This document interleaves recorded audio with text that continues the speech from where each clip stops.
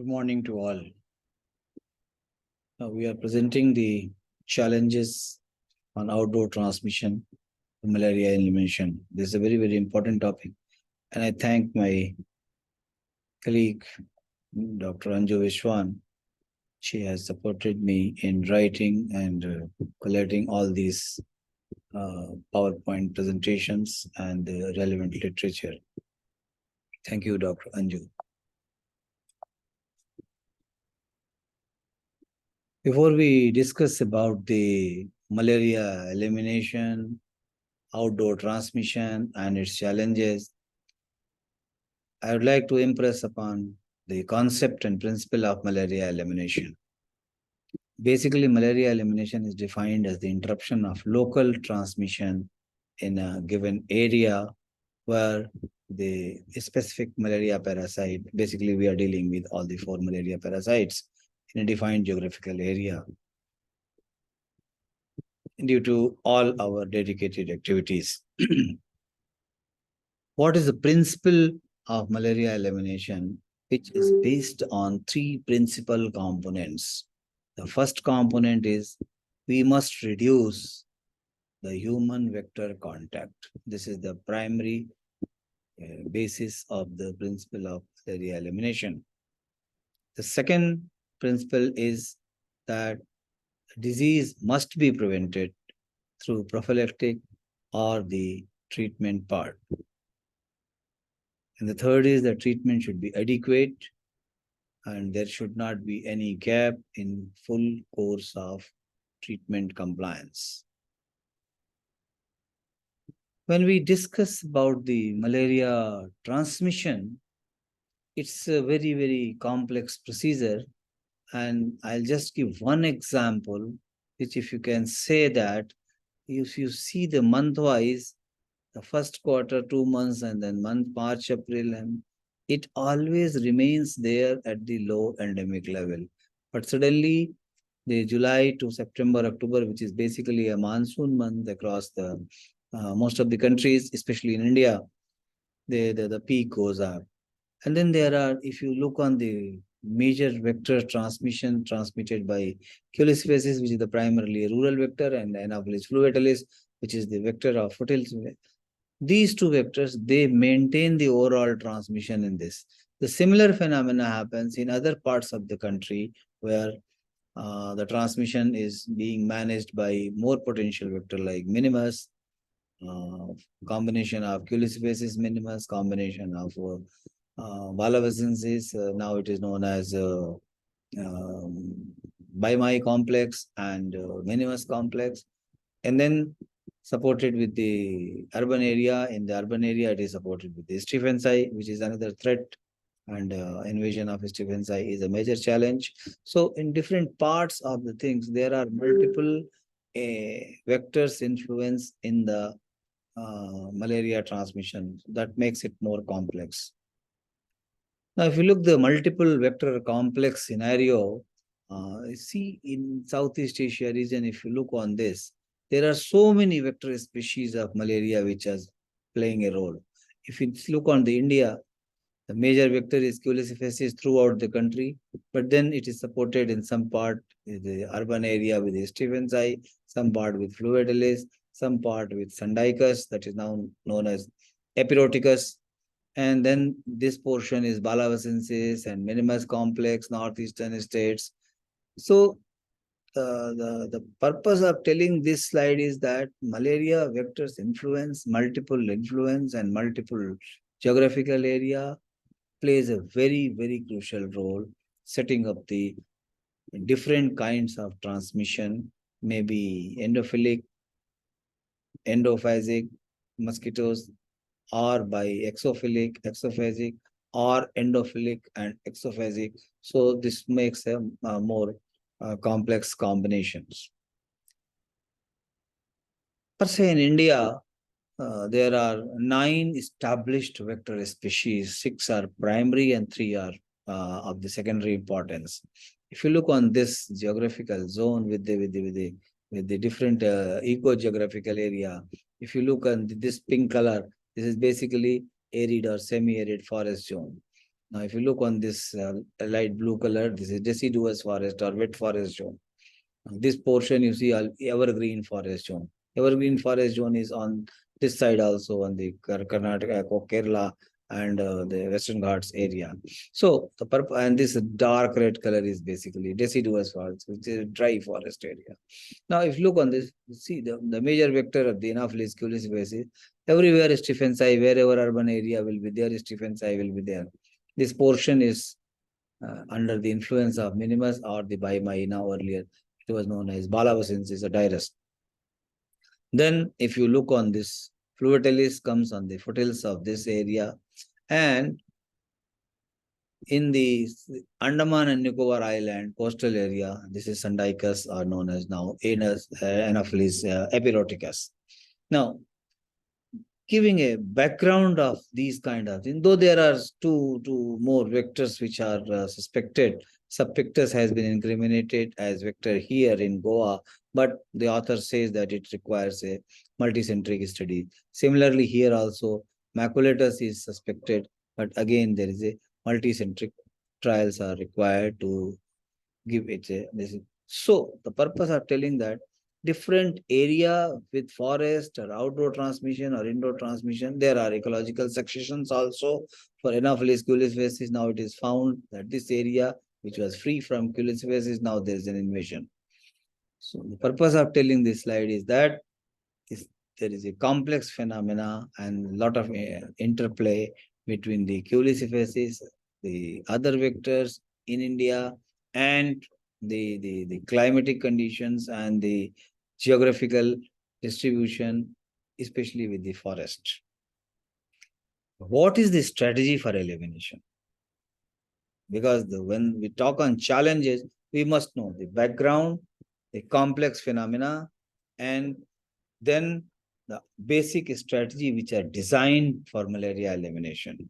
So per se, the malaria elimination primarily depends on the early case detection, parasite elimination, use of new diagnostic tools or combination therapy of the diagnosis. Maybe it is RDT or microscopy or the QBC assays or different kinds of other assays. And then epidemic preparedness and rapid response. Basically, these are all surveillance, strengthening, and treatment, which is the core intervention. The second part of strategy is focusing on integrated vector management, basically either with the indoor residual spray, spraying the insecticide on the walls or the resting places, or use of ITN or LLINs. Then anti-larval works using some larvivorous fishes, maybe exotic, maybe indigenous, maybe produced as a culture or weeds.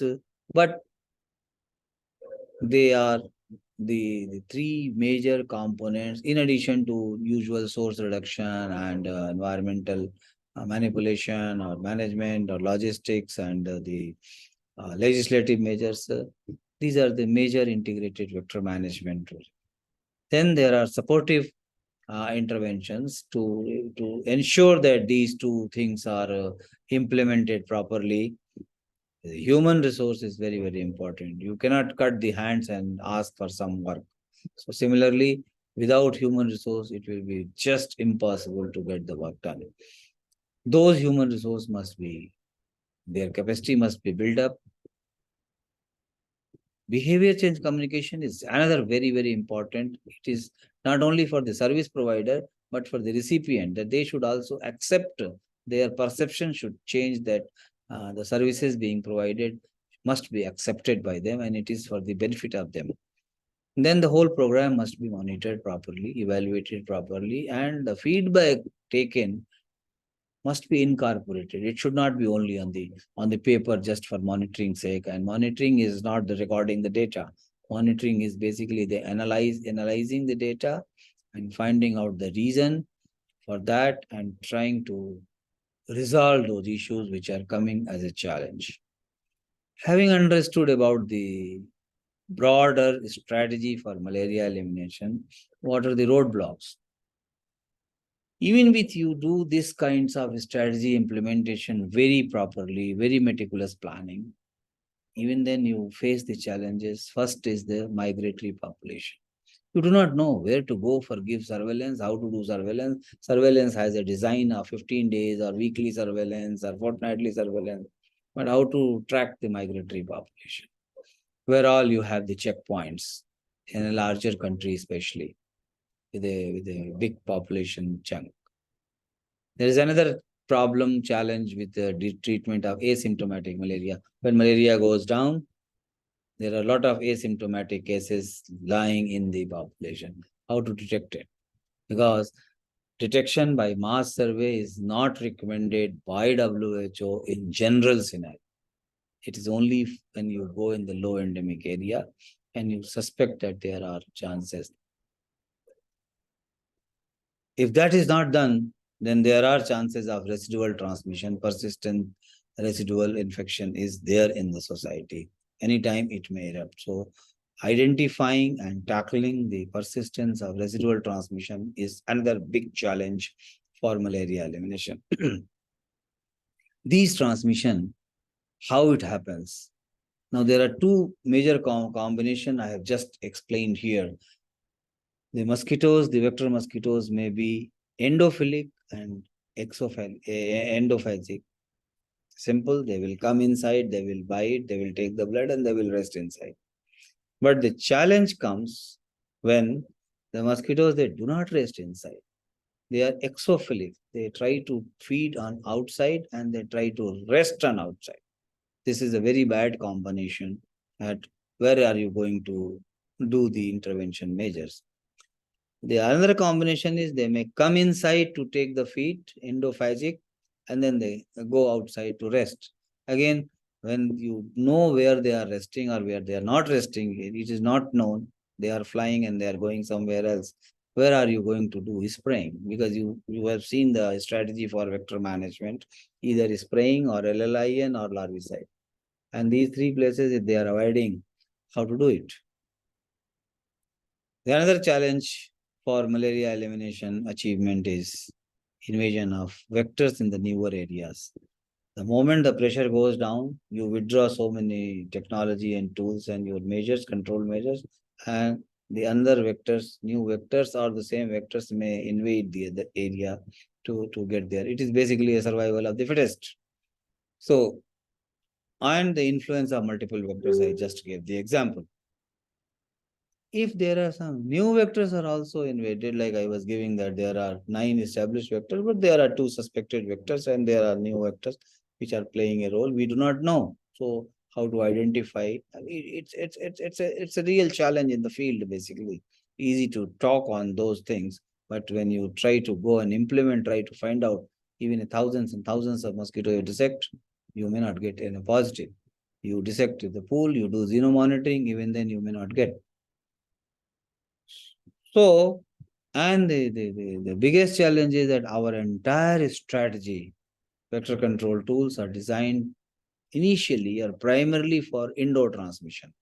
So we have been very significantly, the malaria elimination is progressing on a very, very positive way. We pat ourselves that yes, we have got a significant achievement, but these are the places where a real issue need to be tackled. Now look on that. One example I've just given. Surveillance is the core strategy as on date. Surveillance, both epidemiological and entomological. Now, role of surveillance workers and public health workers, what is the role? They will identify the case, either by active, passive, reactive, whatever surveillance they have to do. They have to identify, they have to detect the case, they have to identify, they have to notify, and then that case has to be investigated, treated, and in the surrounding area, all the preventive measures are to be taken. Who will do that? The second down below, role of entomologists or vector control experts. They will do their investigations in a very focused manner, and then they will develop a response plan. But the challenge is, where are these people? Do they meet the actual requirement, whether the needs have been assessed properly and the proper human resource have been made available? No, it is not.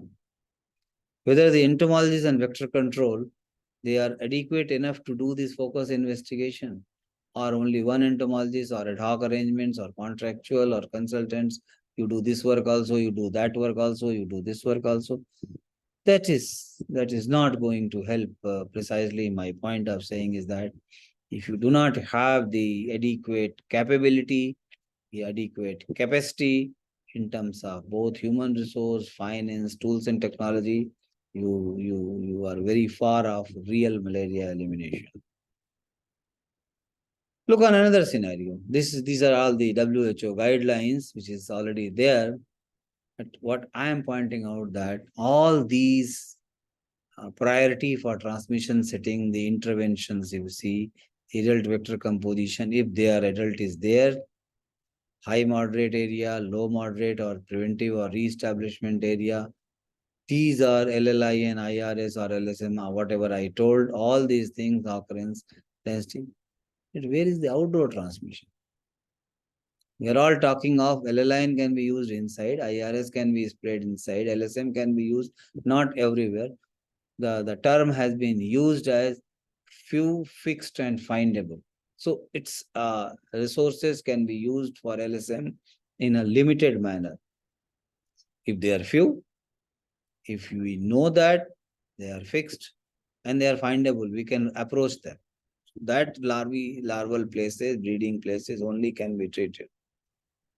None of this table, occurrence, density, human biting rate, human blood index, biting, all these things we can collect from this area, but nothing special has been given for the outdoor transmission. And that is only my worry, that for all these things, whether you talk of resistance, even if there is a resistance, mosquitoes are flying outside, whether these three things main anti-adult or anti-larval measures, are they going to work for outdoor transmission settings?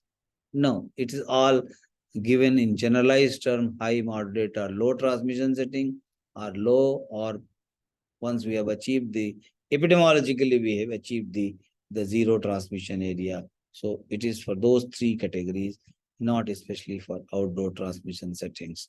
This is the only challenge, that all our strategy, tools, technologies have been designed for the indoor transmission or just peri-domestic transmission, where mosquitoes, they can come and rest inside, where we can do. Very recent one study has been taken up by Raju Ranja and Amish Sharma. It has been published in BMJ Global Health. It's on forest malaria. If you look, for example, India, if you look, these are all the forest area, and if you see the grading has been given from this light to darker. Darker means very dense forest area. And these red dots and small dots are basically, it is API. They have taken 2000 to 2019 data. Only 1 year data was missing in between, possibly 2006 or something like that. Now see, they did a longitudinal study. They collected all the data. They gathered and they classified with the forest and non-forest or low forest or very light forest area, forest fringe area, and they categorized. They have done a very in-depth study, and they analyzed the whole epidemiological data of the reported cases of the program. And then basic conclusion of this study was, when they modified this, these are all perennial transmission area where it is a darker area, red dots are there. Who is focusing this area as a special strategy? The question has been raised in this paper. None. It's not only for India, it is for other countries also. Despite known, these are these malaria area which is known for the last 20 years, maybe 30 years.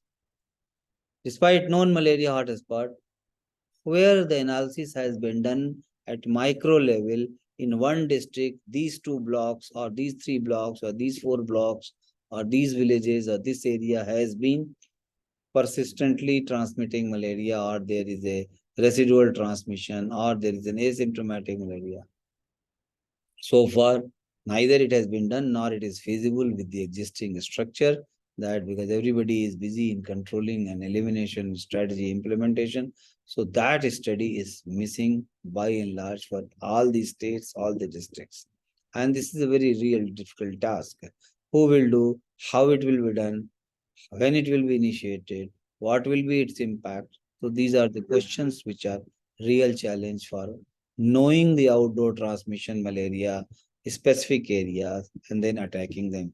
Generalized statement, yes, we have already given that forest, dense forest area, it has got a 2 vectors complex or 3 vectors complex, but it is a generalized area. Exactly, if you mark that area, that this area, you should go on this and that. Then where are they strategic focusing on these malarias, the hotspot area? That's what I have been explaining. So if it is not there, what is going to happen? So what is the outcome of that longitudinal study? Challenges to tackle malaria in these hard to reach areas is difficulty in logistics in doing IR. You can't do indoor residual spray. The name itself, it says indoor residual spray. We are tackling with outdoor. So it will be all waste if they go. Provision of LLIN to mobile and migrant population. They cross the forest, the migratory population, they move from this end to that end. There are always mobile population which is moving. There are always mobile population which are used as a labor. So it is very, very difficult that where you are going to estimate, how you are going to estimate, and where you are going to give LLINs for them. That has been, this challenge has been given in WHO 2015 itself. But even after 6 years, many of the countries, they are facing the same challenges.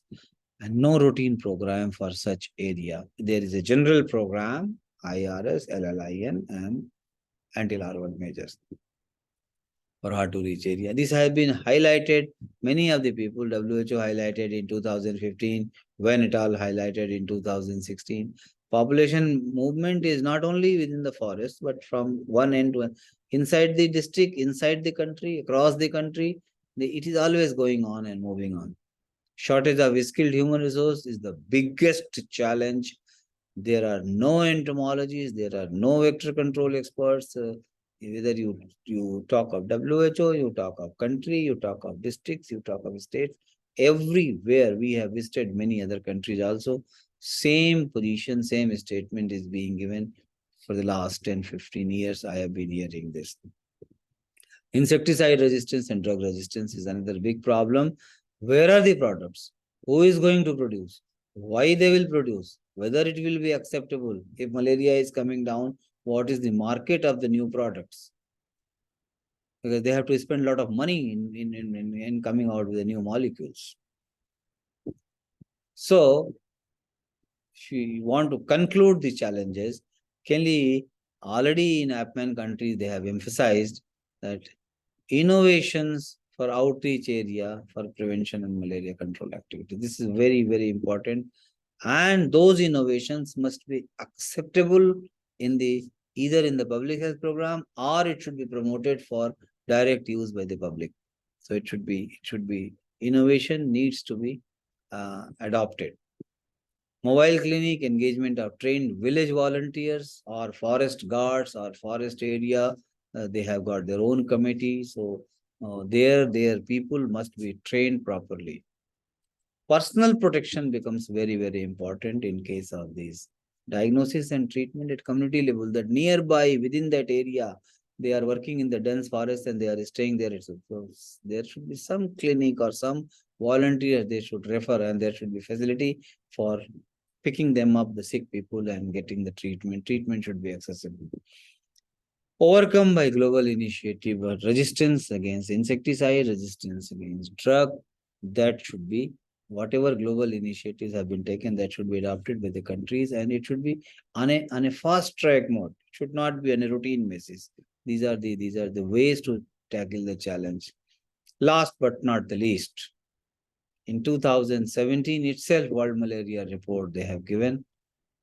This cutting is basically for India, but now we have done a lot of improvement, and India has been appreciated.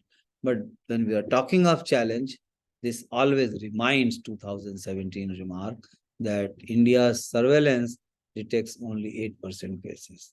There were a lot of dispute on this, but if it is not 8%, it may be 20%, it may be 50%, it may be 80%, but definitely not 100% cases are being detected and captured by the existing surveillance system. So these are the another challenge, that how to get all the cases notified and 100% sure that yes, whatever we are reporting, it is 100% based. WHO has got another one stand on the outdoor transmission challenges. They have come out with a statement that there should be preferred product characteristic. They have listed another product which are for good for IRS. They have recommended some products for anti-larval. They have recommended some products for anti-adult. Earlier it was through HOOPUS, now it is through PQ.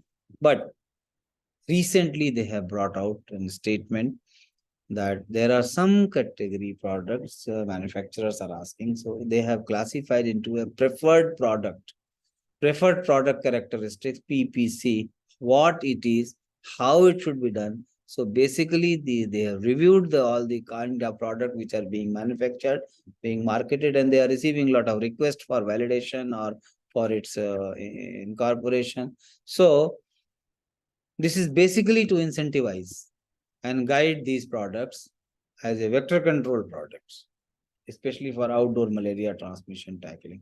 There are many like collar, repellents, so many things which are not used under public health program. What it aims, basically, you have to assess the unmet needs, public demand and public needs, the community need, and then which product, there are certain gaps between the service provider from the public health program sides.